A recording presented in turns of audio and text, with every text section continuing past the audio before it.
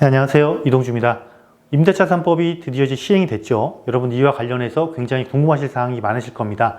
임대인이나 임차인이나 반드시 여러분들이 알고 있어야 될 핵심 사항이 무엇인지 한번 짚어봐 드리고요. 이로 인해서 향후 임대시장이 어떤 방향으로 흘러가게 될지에 대해서 부분까지 체크해 드리는 시간 가져보도록 하겠습니다.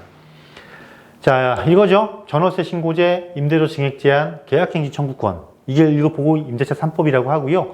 전월세 신고제는 국토부 시스템이 구축하는 기간이 좀 필요하다고 합니다. 지금 현재 나오는 이야기는 내년도 6월 1일인데 이것보다는 상당히 빨리 가능할 것도 같아요. 그래서 이거는 이 시스템 구축이 언제 되느냐, 이게 왜 중요하냐, 이건 잠시 뒤에 말씀드려 보도록 하겠고요. 임대료 증액 제한 5%입니다. 5%인데 언제만 가능하냐? 계약갱신 시만 가능하다라는 거 명심하셔야겠고요. 가장 무서운 거죠. 계약갱신 청구권. 이건 뭐예요? 말 그대로 청구는 뭐냐면 내가 청구를 하면 인정이 된다라는 거예요. 굉장히 무서운 권리죠. 1회만 가능하다. 그런데 우리나라는 주택임대차 보호법상 임대차 기간이 2년이 보장이 되는 거니까 2년 동안은 추가 2년이 보장이 되는 거다. 이렇게 이해를 하시면 되겠고요. 임차인은 중도 해지 가능합니다. 언제 해지를 하면 되는 건지에 대해서 말씀드려 보도록 하겠습니다. 임차인이 갱신 요건 행사, 가장 중요한 핵심 부분이죠. 몇 번 행사 가능할 거냐? 앞서 언급해 드린 것처럼 1회만 가능하다. 그래서 2년이 보장되는 거다. 그럼 묵시적 갱신. 여러분 묵시적 갱신이 아시죠? 우리가 법정 갱신이라고 하죠.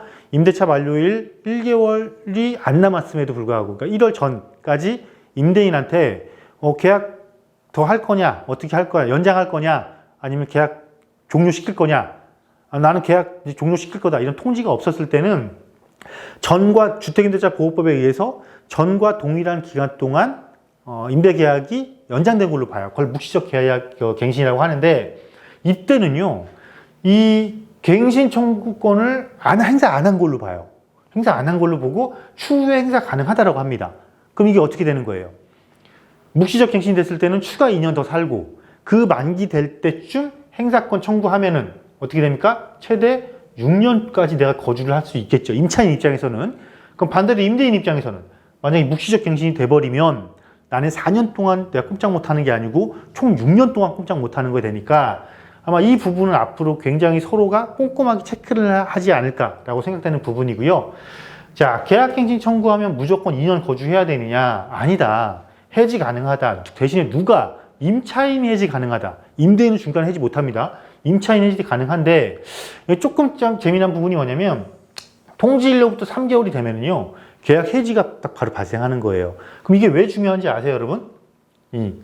해지가 가능하다라는 거는, 해지가 가능하게 되면 보편적으로 우리가 이렇잖아요. 계약 기간 남아 있으니까 나갈 때 중개 수수료는 임차인께서 내세요. 이게 안 되는 거예요.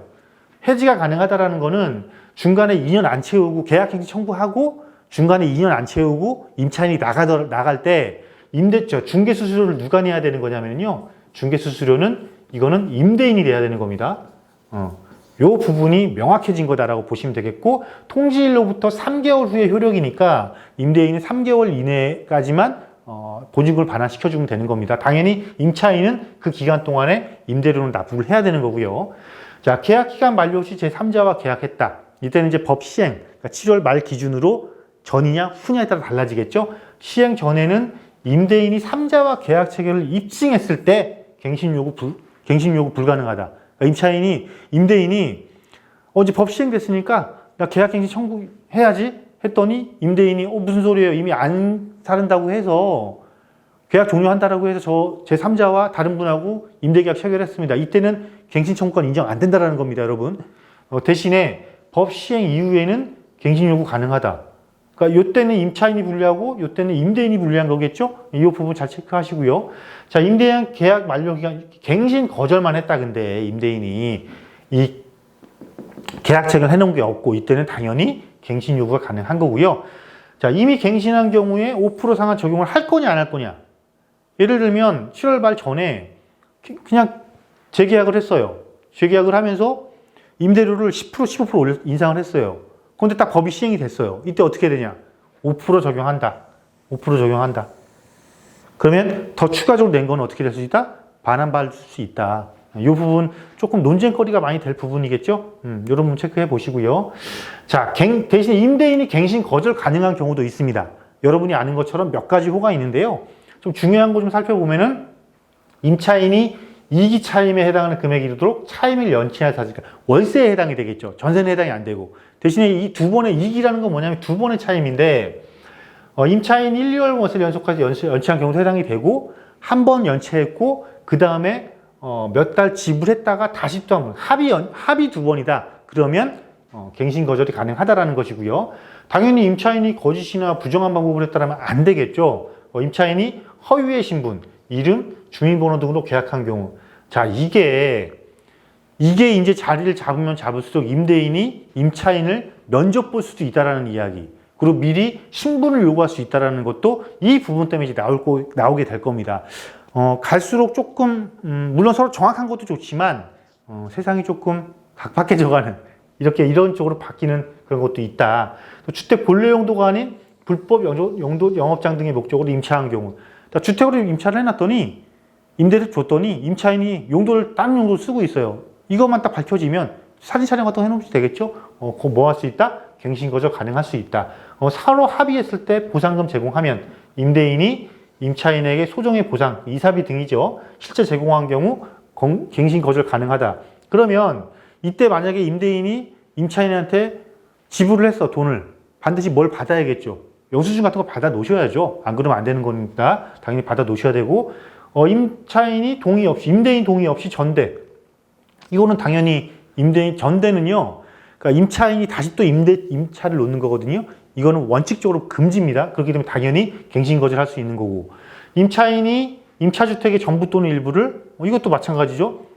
그러니까 내 집이 아닌데 임대인의 집을 무단으로 증개축했어요. 또 파손을 했어요. 당연히 갱신 거절 가능한 거죠. 그리고 임차인의 중과실, 화재, 특히 화재 사고가 되겠죠? 주택이 파손된 경우, 이거는 주택이 파손된 것도 억울하니까 당연히 갱신 거절 가능한 거고요. 전부 또는 일부가 멸실되어 주거기능이 상실했다. 이때는 당연히 갱신 거절 가능한 겁니다. 그리고 이거는 뭐냐면 그러니까 철거나 재건축을 계약할 때 미리 통지를 했단 말이에요. 미리 통지를 했다라면 당연히 갱신 거절 그러니까 특이하게 다 달아놔야겠죠. 그리고 주택이 노후훼손 또 멸실돼서 안전사고의 우려가 있는 경우. 아니, 이거는 노후돼서 이 주택이 이제 곧 허물을 것 같습니다. 가장 확실한 거는 안전진단 한번 받아보면 되겠죠. 시설안전공단 같은 데다가. 그렇게 되면 될 거고요. 또 다른 법령에 따라 철거 또는 재개발, 재건축입니다. 아니면 뭐 가로주택 정비 사업이라든가 이럴 땐 당연히 내가 임대인이 연장해주고 싶어도 연장할 수 없잖아요. 그러니까 거절 가능하고요. 자, 가장 체크할 거. 임대인의 직계 존속, 직계 비속, 그러니까 직계 존비속. 임대인의 부모부터 자녀들까지. 목적주택에 실제 거주하려는 경우. 나중에 분쟁 소지가 상당히 많겠죠. 그리고 법정 다툼으로까지도 갈 수 있는 그 요지가 있죠. 여기다가 손해배상 규정까지 해놨거든요. 그렇기 때문에 이 8호 같은 경우에는 여러분이 상당히 예의주시해야 된다. 이거를 물론 임대인 입장에서는 적극 활용을 해서 내 재산을 지키는 방식으로 활용할 수가 있겠고, 임차인 또한 이런 거를 적극적으로 내가 관리를 함으로 인해서 어떤 손해배상을 받을 수 있는 상황도 발생하는 조항이다. 그리고 구호는 당연히 임대인 동의 없이 인테리어 공사를 했다. 이제는 임대인 무조건 동의 받아야 됩니다. 어떤 공사를 하든 내부에 이제는 어떠한 뭘 설치를 하겠다. 무조건 임대인 동의 받으셔야 되는 거고요.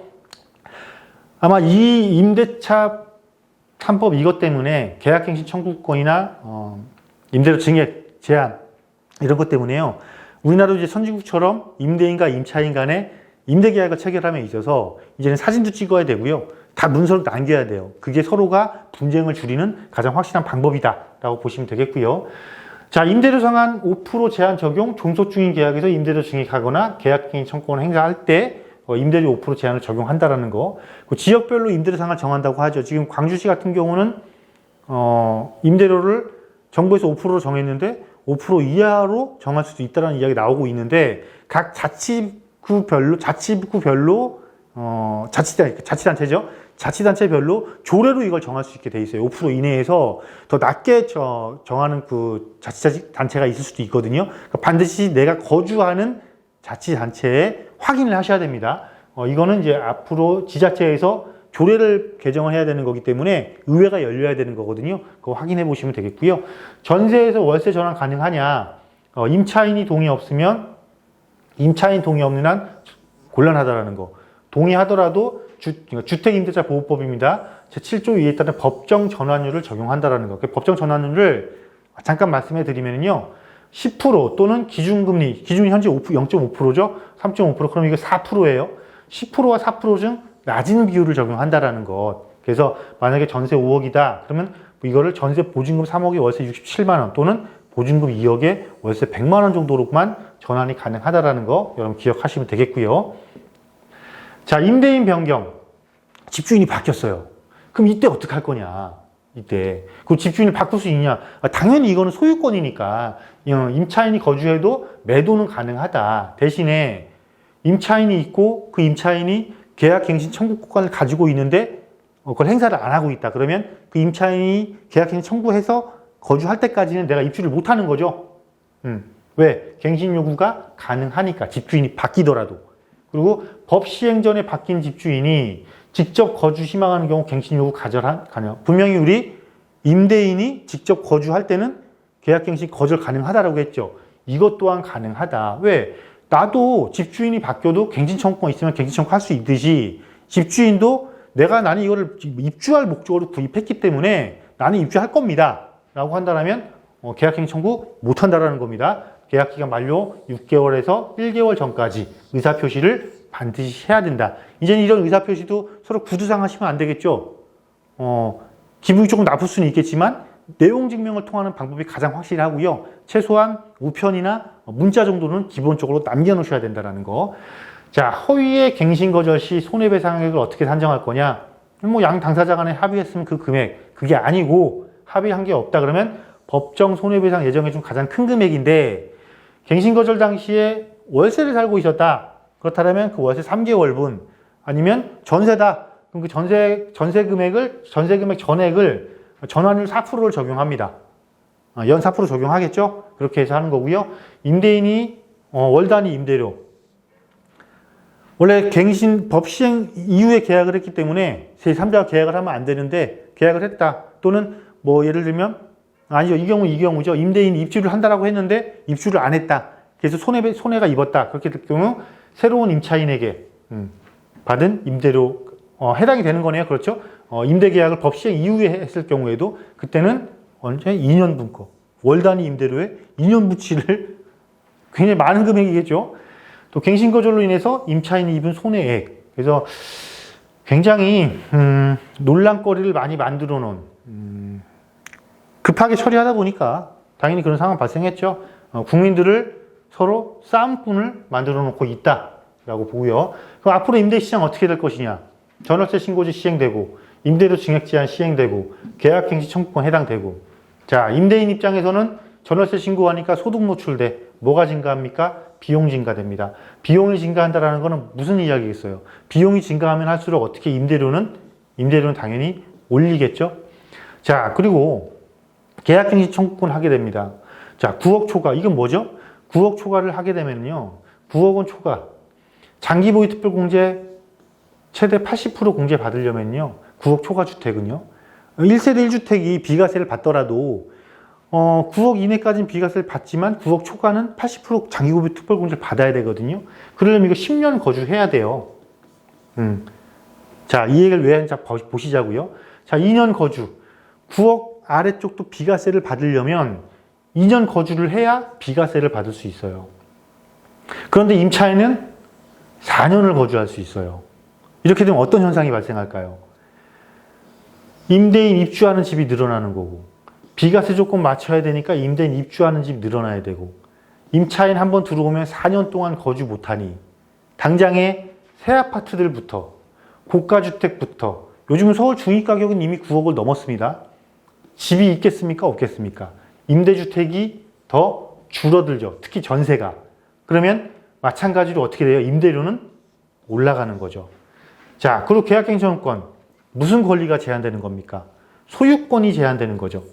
소유권이 제한되는 거니까 제한된 권리만큼 임대인은 당연히 보상을 받으려고 하겠죠. 마찬가지로 임대가는 올라가겠죠. 그리고 여러분 4년만 생각하십니까? 4년이 지났을 때 어떻게 할까요? 계약갱신 청구 한번 했습니다. 4년 지났어요. 임대인이 이때 당연히 입주하려고 하겠죠. 왜? 계속 5%만 인상할 수는 없으니까. 지금으로부터 4년 뒤에 임대료 굉장히 폭등할 겁니다. 지금도 임대료 많이 올라가겠지만요. 저는 걱정되는 게 이제 시행됐으니까 계약갱신 청구해서 2년 뒤, 그러니까 2년 뒤부터죠. 지금 현재 청구 한번 들어간 거 치고 2년 뒤, 그 다음 4년 뒤, 앞으로 2년 뒤, 4년 뒤 이 임대료 어떻게 감당할지 지금 굉장히 걱정되는 부분입니다. 그래서 임대차 3법에 임차인 여러분들이 안주하시면 안 돼요. 내 재산을 절대 지켜주지 않습니다. 이 법은. 그리고 법이라는 거는요. 누구 한 사람이 이익을 보는 법은요. 절대 그 법이 만인한테 평등해질 수가 없는 거예요. 법이 존재하는 이유는 모든 사람들한테 평등하게 평등권을 주기 위해서 법이 존재를 하는 거거든요. 그걸 지금 과감하게 깨버린 게 임대차 3법입니다.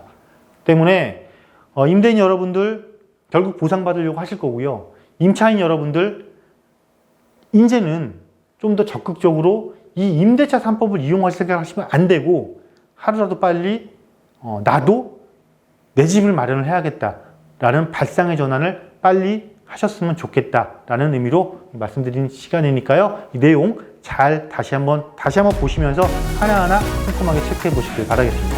감사합니다.